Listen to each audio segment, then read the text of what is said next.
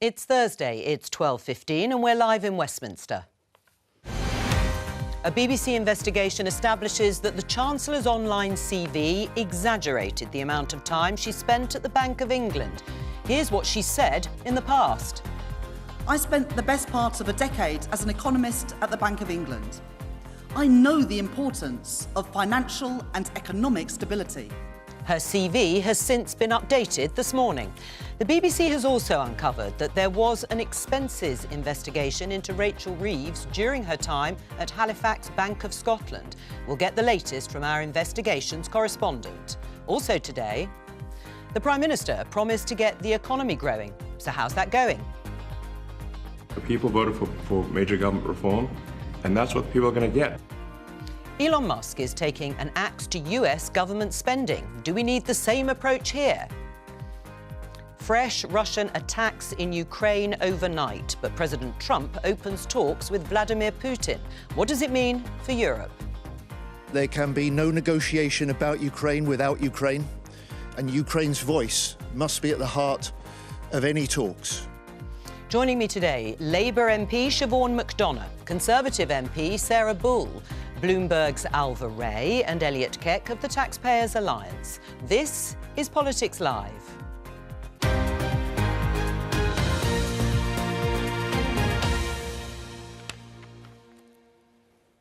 Hello and welcome. Let's start with this BBC News story. Reeves's CV exaggerated time at the Bank of England. Joining me now to discuss all of this is the BBC's politics investigations correspondent who broke the story, Billy Kember. Why have you been looking into this, Billy? Good afternoon. You might remember late last year, Rachel Reeves faced questions about her CV. That was focused on the role she had when she worked at a bank immediately before becoming an MP. On her LinkedIn profile, she described that role as that of an economist, but former colleagues spoke out saying that that wasn't the case, and it was subsequently corrected to say that she'd just worked in retail banking. We decided off the back of that to take a closer look at her time at that bank. What have you actually found out from your investigations? So if we start with her CV, we've found that the date she gave for her time at the Halifax Bank of Scotland and at the Bank of England, where she worked before that, were both wrong on her LinkedIn profile. She claimed that she had worked at the Bank of England in speeches for the best part of a decade. In fact, it's just 5.5 years, and that was incorrect on her LinkedIn profile as well. It said that she left 9 months after she actually did. We can see, actually, a picture here of Rachel Reeves at an annual lunch, which underlines the time. It says March 2006 that she joined Halifax Bank of Scotland. But you've also been looking at her expenses while and when she was at HBOS. What have you discovered? We have, yes. So one of the other claims that was made late last year by a former colleague of hers in a post as it happens on LinkedIn was that she and two other managers at HBOS had been investigated over their expenses, and he said nearly sacked over that scandal. Now, at the time, Rachel Reeves' team pushed back. They vigorously denied that allegation, but we've looked a bit closer and we've discovered that there was, in fact, an investigation. A whistleblower made a complaint. It was a 6-page document which we've seen, and attached to that with dozens of pages of supporting evidence, receipts, emails, memos, and other documents. That investigation was picked up by the bank's risk department. It was referred on to the internal audit part of the bank, and they concluded at the initial stage of the investigation that there did appear to be wrongdoing by all three there. We don't know what happened next. We don't know the final outcome of the investigation, if there indeed was one, and it's important to say Rachel Reeves says she left on good terms, and her team have put us in touch with a lawyer who was involved in her exit who says the same thing. Billy Kember, thank you very much. My opening question, starting with you, Siobhan, is what does this say and how much damage might have been done to Rachel Reeves's credibility? First of all, we've got to be sure about what happened with the expenses scandal. As far as I'm aware, she absolutely denies that she was approached by anybody about the expenses scandal, and the lady who was the director of HR at the time she was there said she knew nothing about an investigation. And under under the FCA rules, it would be expected that the head of HR would know about it. So I think there's still questions to be asked about what is going on, and we'll see what happens. Right, But so you agree that there are questions still remaining. I mean, Kemi Badenoch, the leader of the opposition, has tweeted this. The BBC's investigation raises serious questions for Rachel Reeves. Keir Starmer said restoring trust in politics is the great test of our era. Until she comes clean, not just about her CV, which has been updated in terms of the dates of when she left the Bank of England and started at HBOS, and also about, that was last year, what she did at HBOS in retail banking as opposed to being an economist. Not just about her CV, but about the circumstances in which she left HBOS. No one will take him seriously. Do you agree with her? wasn't that the same person who yesterday at Prime Minister's Questions raised a question about the head of immigration control who was working from Finland, only for us to find out that actually he'd been working for the previous government for 5 years? Well, Kemi Badenoch may not have been completely right about that. I think we need to answer the sort question, out Siobhan, what the about facts this. are first before we jump to the conclusion that this is correct. Right, there was an expenses investigation. That we do know into Rachel Reeves and two other senior managers. You are absolutely right that she left mutually agreed terms at the end of HBOS. But the very fact there was an investigation, would you like to see more work done on this? Well, I think that there's no point not wanting it because it's going to happen, isn't it? And I've known Rachel Reeves, whose birthday it is today, by the way, for a very long time. And I would say that she is one of the most hard-working, honest politicians that I have ever met in a very long career. Right. Sarah Ball, what are these questions that have been raised? Oh, well, I just think generally there's a huge amount of questions and there's going to have to be a full investigation. But what are those questions? But what are the questions? I mean, you've listened to our correspondent setting out exactly what's happened. What are the serious questions left? Well, we have to understand, was there actually a full engagement? What was the terms on which she had to leave? We understand there was a compromise agreement at the end of time at HSB. She took voluntary redundancy. OK, but that still requires a question. You did make the statement just then that Rachel Reeves is very honest. But at the moment, I don't think the public can feel very confident that if you've said that for the best part of a decade, you've worked at the Bank of England, it actually turns out it's more like 5.5 years. You said you've been an economist, but actually you've ended up working in customer relations and complaints. When you cite being an economist as actually the reason we should trust you with the nation's finances, this is absolutely appalling that this is coming out. She is a really experienced and qualified woman who's doing a great job. Well, then why didn't she come out and actually say this initially? If it was the innocent mistake that it has been said, she could have easily cleared this up last year. On her LinkedIn profile, we're talking about 6 or 7 months at the Bank of England. This is very I do important. think she's got quite a lot on. It was clearly admitted by her office this morning that she didn't write this up herself. It is an error and they put it right. But they also could have put it right at the end of last year when they had the opportunity, and further times are coming out. I think that's where we're having the questions now. That's what's causing the problems. Alva, how serious is this issue? Or does it actually change anything materially in terms of Rachel Reeves's reputation?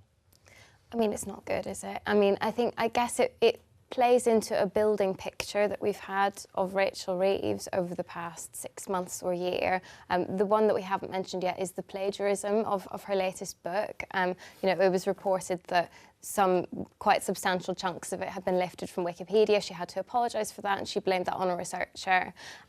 But then the plagiarism of the CV back in November, and again, not the plagiarism, the incorrect dates on the CV last year. Misdescribing her role at HBOS, and again today, I guess it all builds into a picture of, I guess, sort of playing up an employment history that hasn't entirely been accurate. I think that the expenses thing is worse though, just because I think, you know, she's built an entire brand on sort of being a fastidious custodian of the public finances. Even sort of in her humour, she jokes about and sort of tackling waste, and you know, if people bring croissants to a business breakfast, she eats them for lunch. She doesn't want to waste anything. She sort of really plays up this sort of honest Bank of England economist sort of reputation. All right. And I've always been struck that that's not really, you know, I mean, I'm always struck, like, Matt Hancock, for example, also began his career at the Bank of England and I think spent a kind of similar period of time to Rachel Reeves at the bank. He never really referenced it in his political career. We never think, oh, Matt Hancock, the economist. In a way, it's sort of a bit of like political marketing that Rachel Reeves, I think very successfully has marketed herself as an economist, Bank of England, really, really serious. And I think when Labour's Achilles heel politically has so often been that they aren't trusted with the public finances, she really worked on that into the election. It was part of how you won that big majority. But then it's on a shaky foundation now after all these revelations. Well, and just to clarify, despite what Sarah says, there is no suggestion that the departures of either Rachel Reeves or the other two managers were linked to the investigation carried out at HBOS or spending issues. And a spokesman said the Chancellor left the bank on good terms. Her team also provided a statement from the lawyer who provided her with legal advice when she left HBOS due to a restructuring of the bank. Does it materially change her ability to run the country's finances? Well, listen, I don't think we needed the story about Rachel Reeves' CV change or the story about her expenses to know that her economic credentials are frankly in the mud. This is a chancellor that claimed that her #1 mission was to go for growth, and the very first thing that she did, very first major thing she did when she came into office was to announce £40 billion worth of tax rises, £25 billion worth of tax rises directly on business through national insurance. And then she seemed to act surprised when it turned out that business confidence sank, economic growth forecasts were cut. We saw economic growth of 0.1% this morning. That's frankly embarrassing. And I also don't think we needed this story about the expenses to know that, you know, she has questionable use of the, it's questionable whether or not she's a responsible custodian of the public finances. That massive tax and spend budget sent borrowing costs soaring. That has added a huge amount onto debt interest. None of this has changed your mind or thoughts? No, it's confirmed, I think. They're two brilliant stories, but they've confirmed what I think we already started to know about Rachel Reeves. Siobhan, on the issues in terms of her decisions on the budget, when it comes to the lack of growth, we're going to talk about the figures specifically, but it is 0.1% at the end of last year, a smidgen of growth. What do you say to Elliott's? We've been in power for 6 months. We've had 14 years of a lack of growth, of problems in our economy. Is it going to, who in their right mind would suggest that in 6 months we're going to turn that round? I personally am really excited about building more homes, building new towns, possibly at last agreeing to build a third runway on Heathrow. I am prepared to take a cement mixer down there and do it myself. I must have acquired some skills from my dad, who was a builder. You know, the fact that we're actually going to do this, how mad is it that we've got to 2025 before we're really going to do these things? Now, nobody says it's going to happen overnight or you're going to get great growth, but you have to take the first decision and then get on with it. And I am absolutely delighted. Oh, well, there, Elliot. I absolutely agree with Siobhan on all that. And if that does yield some medium to long-term benefits, that's brilliant. But that national insurance rise is coming in April. It's going to mean it costs thousands of pounds more just to hire an employee on the national minimum wage. That's going to mean pay cuts. It's going to mean redundancies. It's going to mean reductions in employment. So, yes, that's good. There are some medium to long-term decisions that are quite encouraging. I will grant you that. But in the short term, Rachel Reeves is taking a sledgehammer to the private sector, and it's going to be catastrophic. But who in their right mind would have to want to take those decisions in the first months of becoming Chancellor of the Exchequer? Well, that's just part of the job. Yeah, I mean, but nobody would choose to do it because they thought it was, without the problems she was faced with, a good idea. But she, just as she believes there has to be decisions made about infrastructure projects and growth, there have to be decisions made by our day-to-day economy right now. But were they the right decisions? I mean, if you look at this headline, Sarah, BBC News, the UK economy unexpectedly grew at the end of last year, new figures show, by 0.1%. So recession broadly was avoided. It is growth. Do you think it is the start of something more positive for 2025? Well, I mean, I would love to hope that we are going to see growth in this country because obviously that will benefit us all. We didn't under 14 years of Conservative. But in Q1... There was a little bit at the end, I grant you, but across the piece, it was stagnant. But I think you have to put the context at which we had been going through with the 14 years, when you take into effect COVID, with the war with Ukraine and all of those impacts. So you have to set the playing field. And actually in Q1, we had 0.8% of growth. And actually the economy, we brought inflation down from 11% down to 2%. We'd actually left a good platform for the Labour Party to take over. Now, this is the point Siobhan mentions about choices. You believe just about anything. It is all choices. The tooth fairy's next. Well, it's choices. And you said it yourself. It was all choices that Rachel Reeves has made. And this is why we're starting to see no growth in Q3. We're seeing only 0.1% of growth now. As Elliot was saying, all these tax rises and this impact is having a huge and detrimental impact. You're talking about growth, but we're not going to see any of that growth. And actually, our businesses are crying out for support. And it's just going the opposite way. You're really hurting small businesses. And I think we're going to see a continuation of this trend. Well, and there may be more difficult decisions ahead, Alva. This is your story in Bloomberg. Reeves set to break fiscal rules after Outlook cut by the watchdog. Preliminary forecast wipes out Chancellor's fiscal headroom. There was £9 or £10 billion at the end of last year that she could use. That seems to have gone. Spending cuts may be needed if economic picture is unchanged. What does this story mean? It means that probably Rachel Reeves is going to have to cut spending in March. And or look at increasing taxes, even though she's ruled that out, though, hasn't she? But, you know, we were told that this was a sort of once in a parliament fiscal event. Her big budget, difficult decisions. We know all the sort of spin around that, but we were told it was a one-off. But unfortunately, she didn't leave herself much headroom. We've seen these market movements. Already, the OBR, the watchdog, has told Rachel Reeves privately, you're in the red, like you're going to have to cut more, which means very difficult decisions ahead for people like Siobhan. You know, already the spending has been constrained. There are already going to be cuts to things like disability benefits, which are going to be quite politically painful. But these would be extra cuts on top of that. Right. And what are you going to tell your constituents, Siobhan, that spending is going to have to be cut further? The truth. That is generally what I deal in with my constituents. So austerity's back under Labour? Well, those decisions haven't been taken. There are many doom mongers about. Well, what's the choice is increasing taxes, which she said she won't do, Rachel Reeves, so it has to be cutting spending.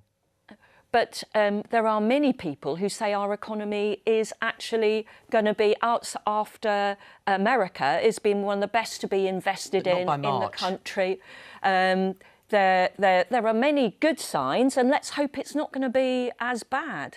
Right. So Again, to come back to what you said about Sarah about believing anything, if you think there are good signs for the UK economy, I have a bridge to sell you. You know, despite that quarter of 70,000 economic jobs growth, since we were elected. We've had 2 quarters of negative growth in GDP per capita, which actually measures living standards. So if you have a huge amount of immigration, as we do, then GDP overall will naturally increase because GDP measures transactions in the economy.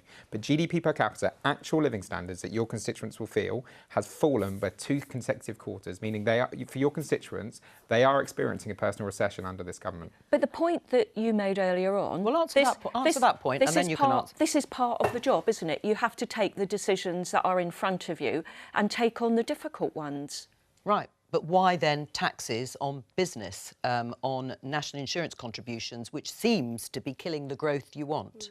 Because of the deficit that she found. Time after time, there are all sorts of projects that haven't got the money. The 40 hospitals that Boris was going to build, the money wasn't there. The plans for other things that are just, the money is just not in the account. She had to make a decision that she was faced with. Sarah? But the above inflation pay rises for the unions, that was a decision that has been made under Rachel's watch. Yeah. And I think actually... So do you just think that the junior doctors shouldn't have had a pay rise, or nurses shouldn't have had a pay rise? These are, you're absolutely right.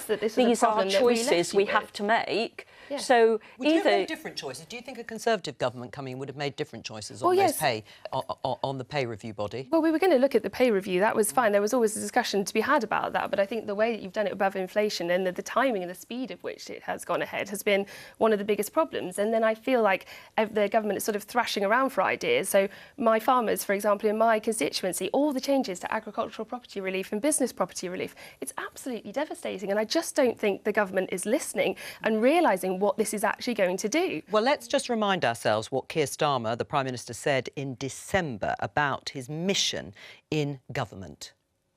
Higher living standards in every region of the country as we target the highest sustained growth in the G7. so working people have more money in their pocket.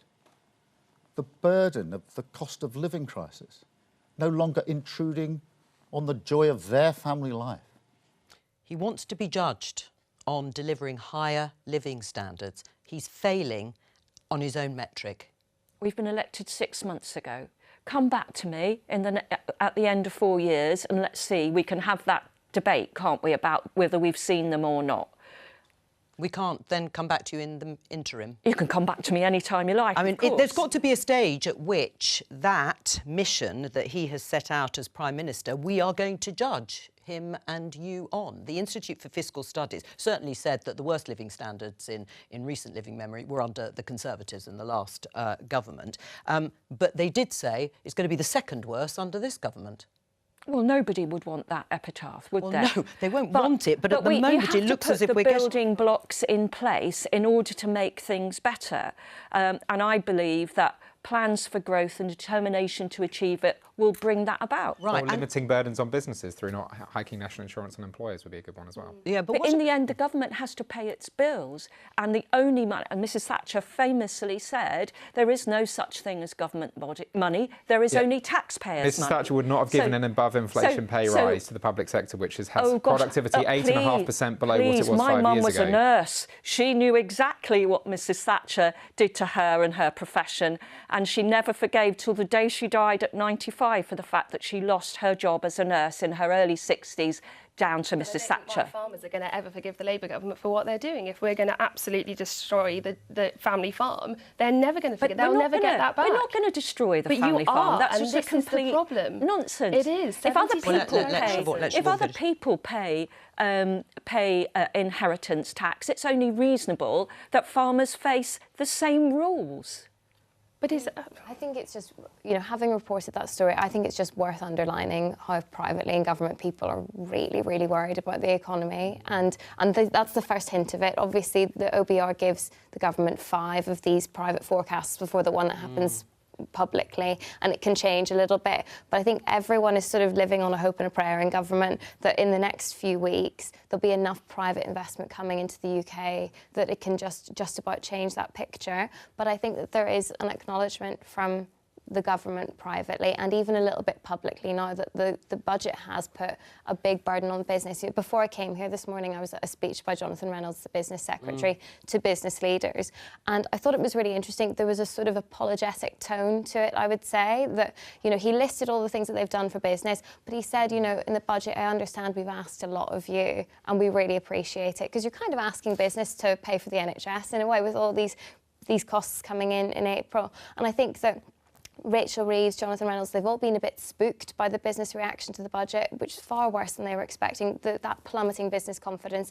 The stuff since on the third runway at Heathrow, well, that's what I was about to ask. How is that going down in terms of confidence in the long term about projects and building? I think it's seen as positive in the long term, but it's so far off that is it going to change the 0.1% that we saw this morning? It's not necessarily going to change that. It is also worth adding we have seen Prime Ministers promise a third runway at Heathrow before. Theresa May promised one in 2017 and it never happened. So obviously that is good news, but that's something that may happen or may not happen. Something that will happen are the tax rises coming in. Well, let me put to you something more radical. You heard in the headlines Elon Musk and this Department of Government Efficiency, DOGE, I think is how it's pronounced, the idea of going through government expenditure.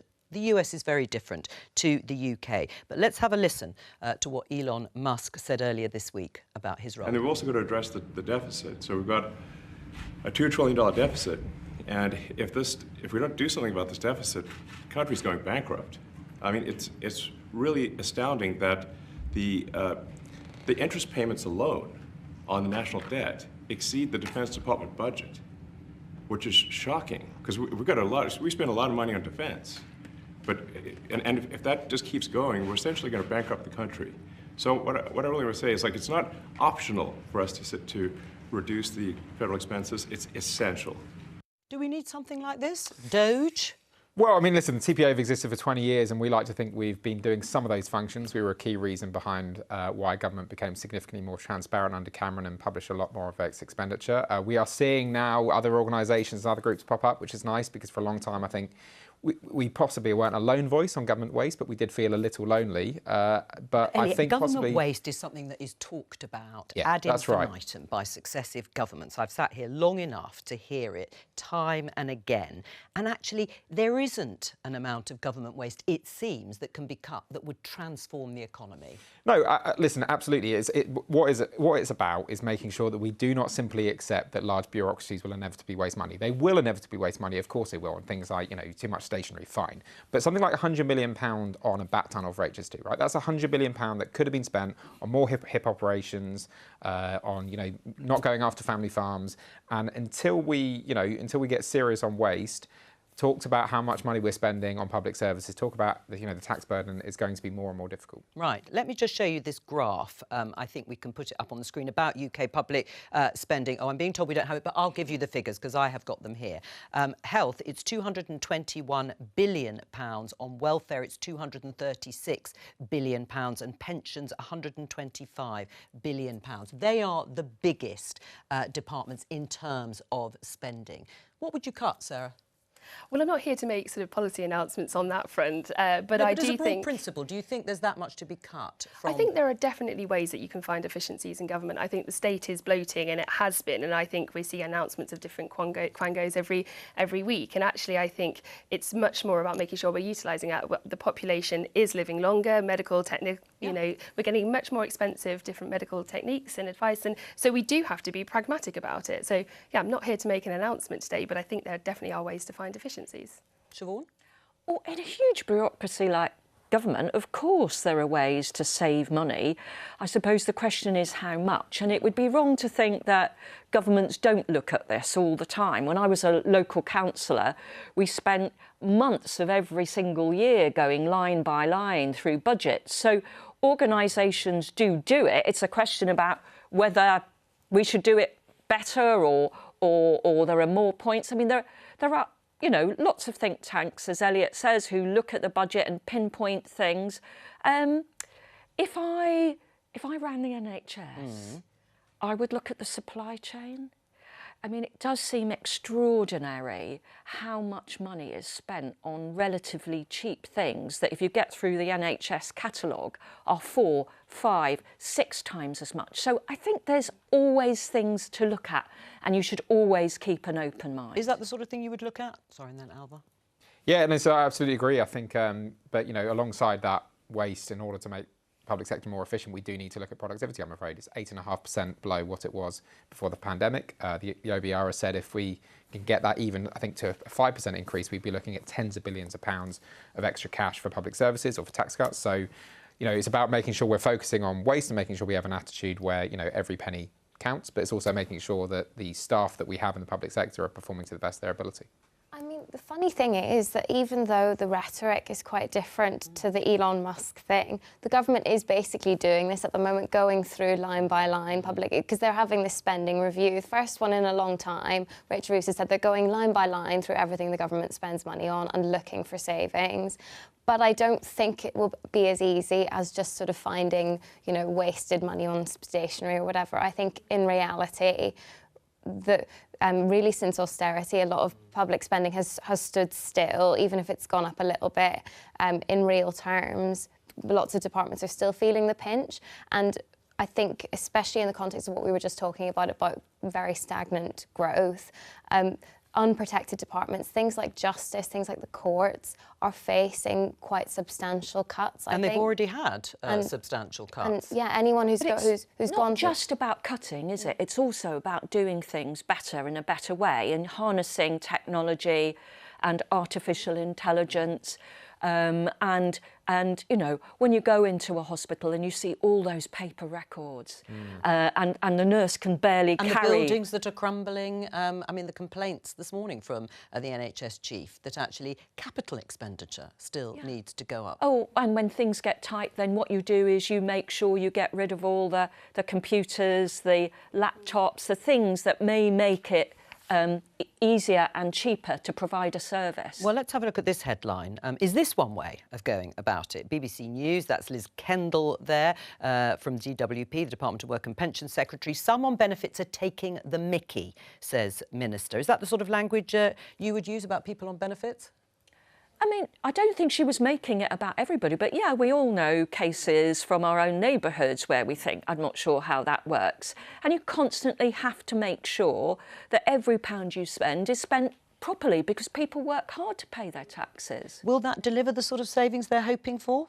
Well, these are already penciled in because basically the Conservatives decided to make big cuts to the benefits budget before the election, and so they penciled them in but didn't say where it was coming from. Or they did, but Labour said that they wouldn't match that. So they've basically inherited these savings that they need to make, but they don't know where they're going to get them from, and at the moment they're frantically trying to work it out. I'm told it's really, really difficult.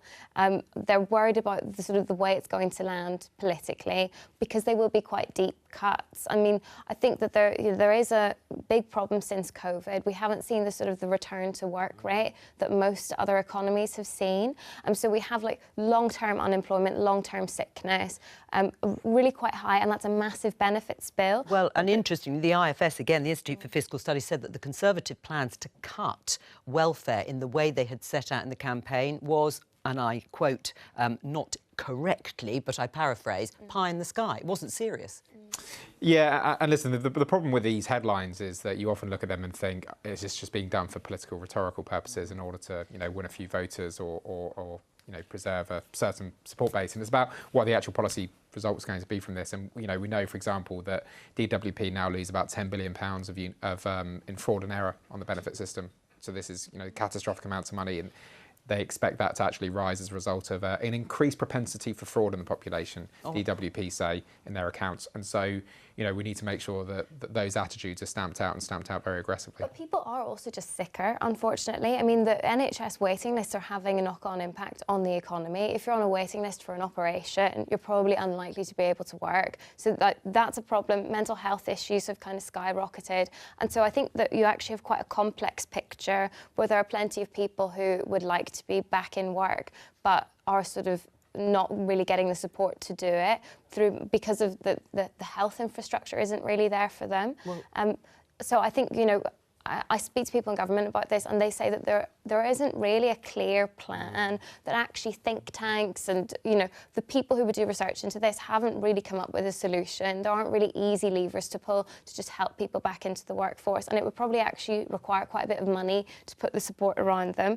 But it isn't just a headline, like it will be happening. In April, they will be spelling out a plan on this. I think it might be quite tricky for the government. Well, let's have a look at another strategy the government has unveiled, and that's their Newtown strategy, alongside a third runway at Heathrow, the Oxford-Cambridge Arc, all about trying to develop growth. Sarah, we're going to show some pictures. It's from earlier in the week, where King Charles was with the Prime Minister and Angela Rayner. Are you a fan of this idea of 100 new towns coming on board the house-building programme that the government is so keen on? Well, I think as a party, everyone recognises we do need to have more housing, so I think the aspiration for that is fine. I have my concerns. Didn't build enough, well, no, actually, during the 14 years we delivered 2.5 million homes. So it isn't that. I think as the population grows as well, and as we've been having to deal with migration numbers, we have to get that balance. But what my concern is that the government is very much saying they're builders, they're not blockers. Although I note that 14 of the cabinet members actually had rejected applications for development in their local area, and then the head of Homes England has said yes, they've got this pledge for 1.5 million homes, but that can't be delivered within a parliament. That's at least 2 parliaments away. And even this week, one of the housing ministers, when they asked, there's 130,000 that they've promised to deliver in 2026, couldn't say if they'd started yet. So I think they've got to be very realistic about what they're doing here. So these are, big announcements, but what's the impact going to be? Siobhan? I'm delighted by new towns. I'm delighted by as many houses you can possibly build. When I finish here today, I'm going back to my constituency because I've convened a roundtable of the council's housing department, the health services and social services to talk about how homeless families are dealt with when they're placed in temporary accommodation outside the local area. So this is a huge problem. I mean, in the last 5 years, 74 children have died in temporary accommodation for the want of a cot in the 5th biggest economy in the world. As far as I'm concerned, we can't build too many houses. But And is it achievable? And I should just clarify, 100 sites have been identified. There aren't going to be 100 new towns. There are 100 different... for about 10 to 12 yeah. new towns. And you'd have one in or close to your constituency? Absolutely, if you could put it there, yeah. I mean, do you think new towns would also deliver the sort of growth the government wants to see? Not on their own. They're part of the picture. Again, going back to the Heathrow point as well, new towns is a very long-term way of adding to the housing infrastructure. There's a huge number of amenities and infrastructure that have to be built with new towns. And new towns are great, but I think it's far more important to make sure we're densifying, in particular London. There are Zone 1 tube stations in London that are 1 story high. Which is scandalous. So I think the focus should be on densifying existing urban areas, but absolutely new towns should be part of the solution. Let's talk about Ukraine. Because of the dramatic intervention overnight by the US President Donald Trump in terms of him revealing a phone call that he had with Russia's President Vladimir Putin, the first between the two since Russia's full-scale invasion of Ukraine. Let's just have a look at what he printed on Truth Social. I just had a lengthy and highly productive phone call with President Vladimir Putin of Russia. We discussed Ukraine, the Middle East, energy, artificial intelligence, the power of the dollar, and various other subjects. He goes on to say, we want to stop the millions of deaths taking place in the war with Russia-Ukraine. President Putin even used my very strong campaign motto of common sense. We both believe very strongly in it. We agreed to work together very closely, including visiting each other's nations. Very different language from that of his predecessor, Joe Biden, in which he described Vladimir Putin as a murderous dictator. Volodymyr Zelensky also responded. I had a long and detailed conversation with President Trump. I appreciate his genuine interest in our shared opportunities and how we can bring about real peace together. And he goes on to talk about the many aspects that they discussed. We believe that America's strength, together with Ukraine and all our partners, is enough to push Russia to peace. Siobhan, has Vladimir Putin been rewarded for his aggression? If he's successful in keeping large parts of Ukraine, yes, of course he is. And it doesn't stop there, because in my experience, feed a bully, they don't stop, they just keep coming for you. And I just feel so saddened for the sacrifices that the Ukrainian people have made, simply in a desire to live in their own democratically run country, want to be part of NATO, of the EU, feel that that's where their future is, and they have a dictator come and just bring war to them. Sarah, do you agree? I think Ukraine have to be involved very much in the discussions that are going to be had about any negotiation going forward, which is what the government has said. But it sounds like it's all been pretty well agreed. I don't think so at this necessary stage. I think there is a recognition by all parties that, Zelensky and Ukraine are a very important part of that. And we all want to work towards peace, but even if there is a sort of temporary peace, it doesn't mean the world's a safer place. So I think we have to realise what this means in terms of these negotiations. But I think as a nation and across Europe, we've got to be spending much more on our defence. We will always stand by Ukraine. I've had a convoy of my local constituents, actually, who've just gone out to deliver aid. We are still and always have been giving that support to Ukraine, which is important. Right, well, let's have a listen to what the Defence Secretary, the US Defence Secretary, Peter Hegseth, said yesterday in terms of the terms. We must start by recognizing that returning to Ukraine's pre-2014 borders is an unrealistic objective. A durable peace for Ukraine must include robust security guarantees to ensure that the war will not begin again. This must not be Minsk 3.0. That said, the United States does not believe that NATO membership for Ukraine is a realistic outcome of a negotiated settlement. Alva.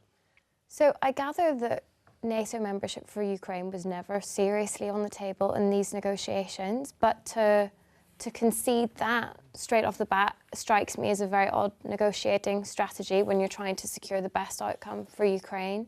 You want to be having multiple things on the table. If you concede that Ukraine won't be in NATO, what do you get for Ukraine? Do you have its statehood guaranteed? What else do you get? So I think that that's quite troubling, and also not going back to pre-2014 borders. I think there was also always a question about whether Crimea would be included in a settlement. I think there's always been a recognition that some territory from Ukraine might be handed back to Russia, which would be horrible. But I think it's just so odd to say it so early on. I mean, I'm not a diplomat, not luckily, but I you know, as an amateur, it strikes me as really bad news for Ukraine. I mean, what sort of PR victory has been handed to Vladimir Putin? I mean, President Trump talks about him as a sort of partnership, if you like. He was a pariah up until now.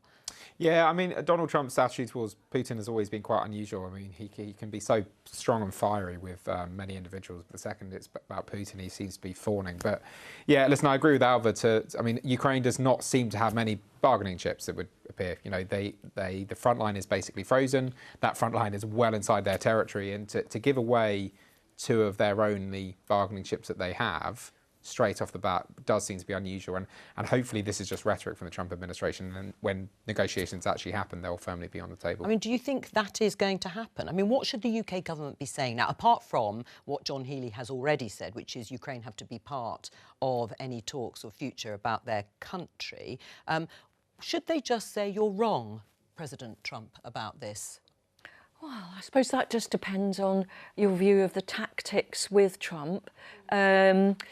I would hope that the government will argue for the Ukraine.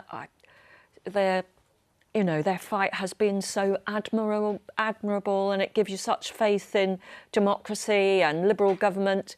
But maybe the way is to talk to him, to try and persuade him, rather than to start a row right now. Personally, I'd love to start that row, but the more important thing is to be effective.